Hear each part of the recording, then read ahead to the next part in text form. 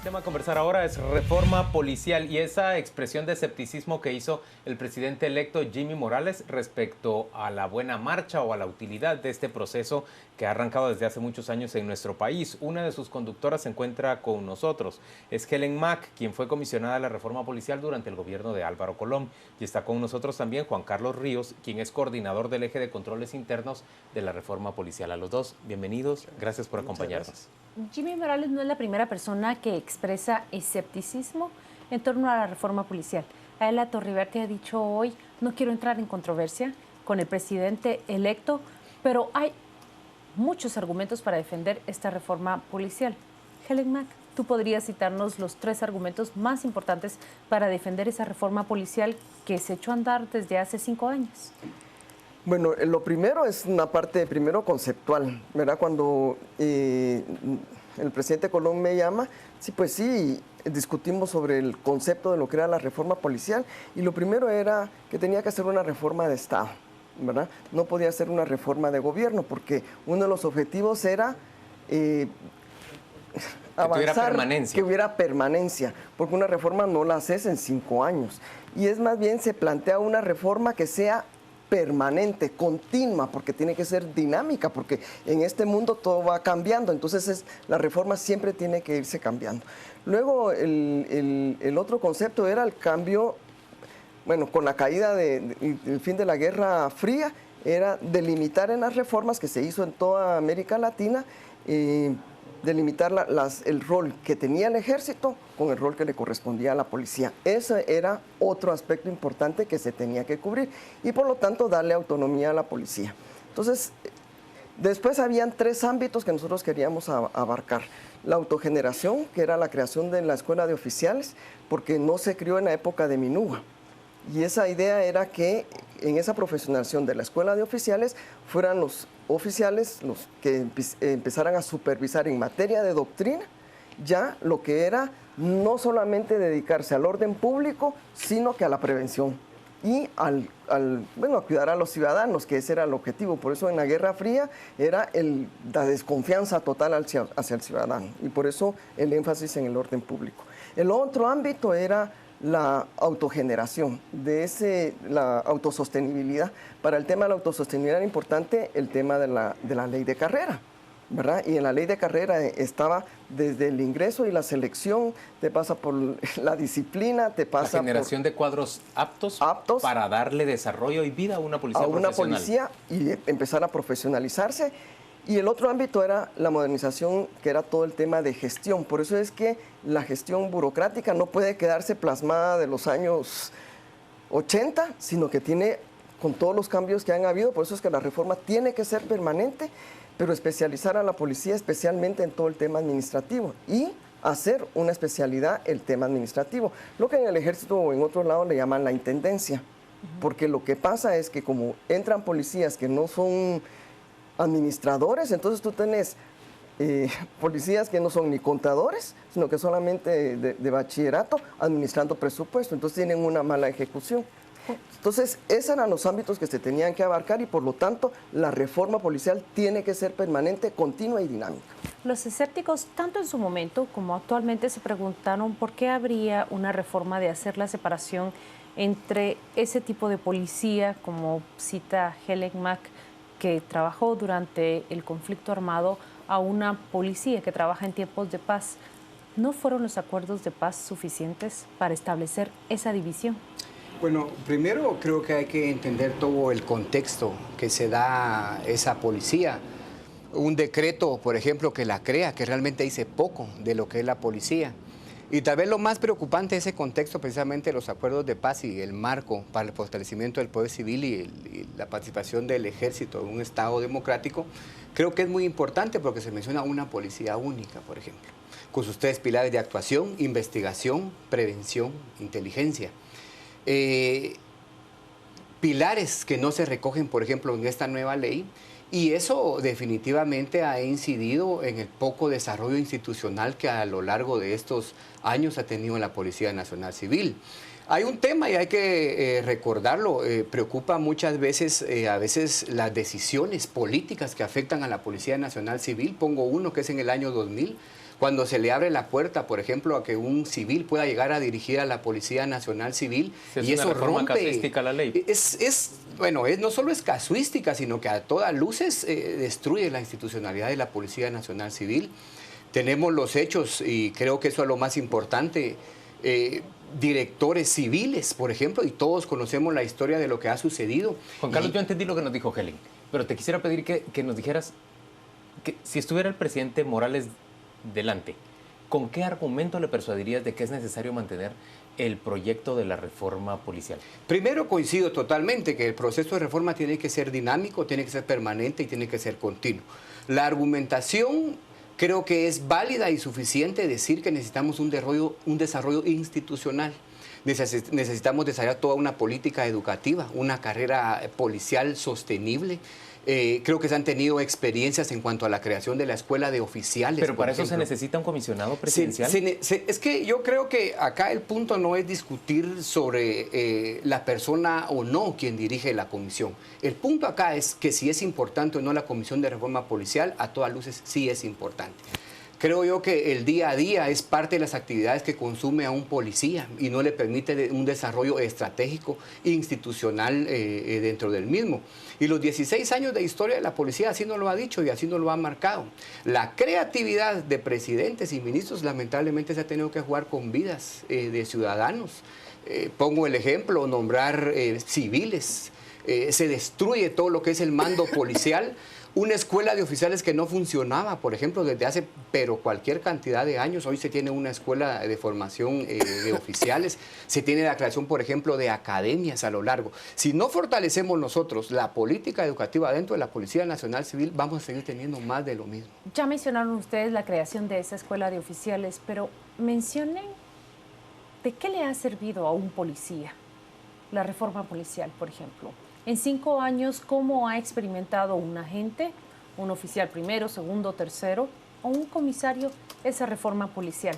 ¿Para qué ha sido buena dentro de la propia institución? Yo diría que poco, y precisamente la idea de la creación de la reforma, de la comisión para la reforma policial era que hay un día a día que se los consume, que hubiese un equipo dedicado primero por lo menos a discutir una reforma que fue discutida entre policías, con policías y para la policía.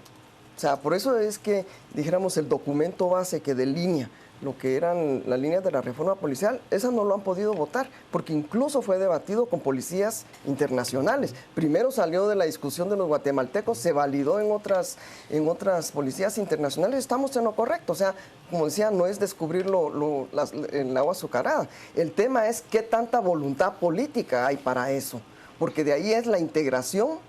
Yo sí creo que lo que tiene que haber era una integración a través de la profesionalización y la especialización, porque ese era el otro tema, la especialización de los policías en la parte administrativa, en las distintas especialidades de la investigación criminal, etcétera. Yo recuerdo especialmente que esa reforma policial levantó controversia en sus primeras reuniones cuando se levanta un censo y se le pregunta a los policías cómo viven.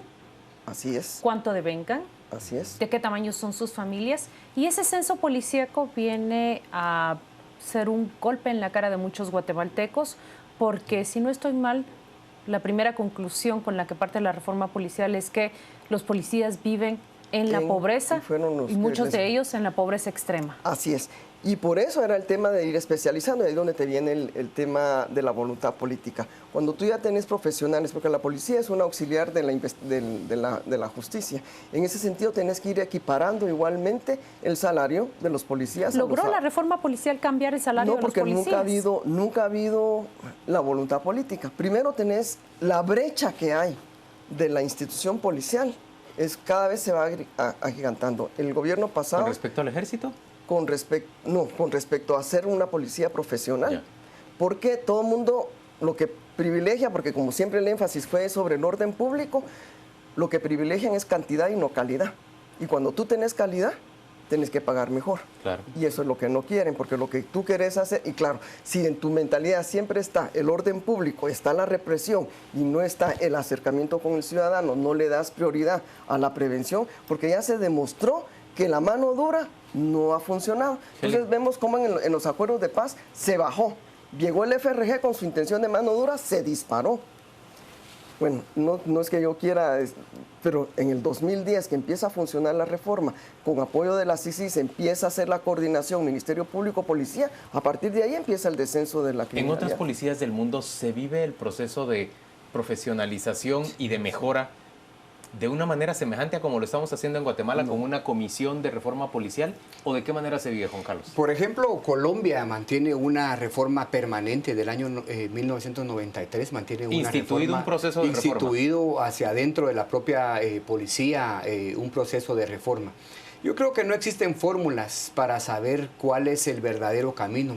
Lo que sí existe hacia adentro de la institución es una mejora hacia la capacitación y hacia la profesión de la policía. Quiero dar yo números, porque finalmente lo que se preguntan, ¿cómo es que el policía identifica esta parte?